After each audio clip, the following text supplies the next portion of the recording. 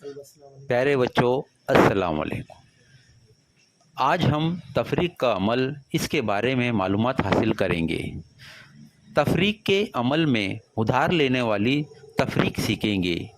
तो आइए एक मिसाल के ज़रिए हम तफरीक का अमल सीखते हैं। यहाँ पर आपके सामने 6742 ये अदद है। इसमें से तफरीक करना है हमें 5814। यहाँ पर हम तफरीक करने से पहले सबसे पहले इकाई तरफ से करेंगे।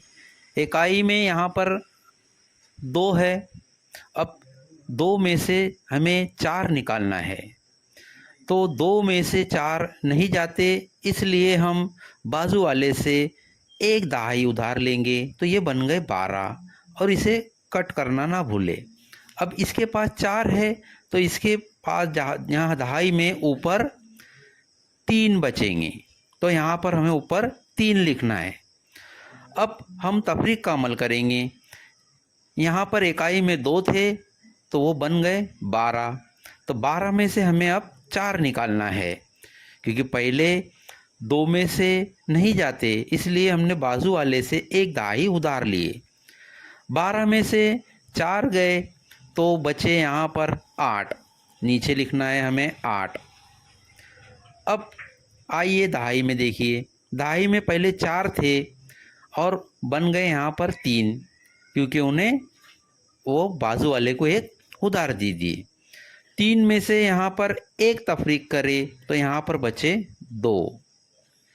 अब आइए सैकड़े के मुकाम पर यहाँ पर 7 है और नीचे 8 है। 7 में से 8 नहीं जाते, इसलिए हम बाजू वाले से एक दहाई उधार लेंगे, तो ये बन गए 17 और इस पास बचे, जहाँ पर 6 के पास बचे 5 और इसे भी यहाँ पर कट करें 7 को, क्योंकि वो 17 बन गए। 17 में से 8 तफरीक करना है हमें, तो हमें एक आसान तरीका बताता हूँ।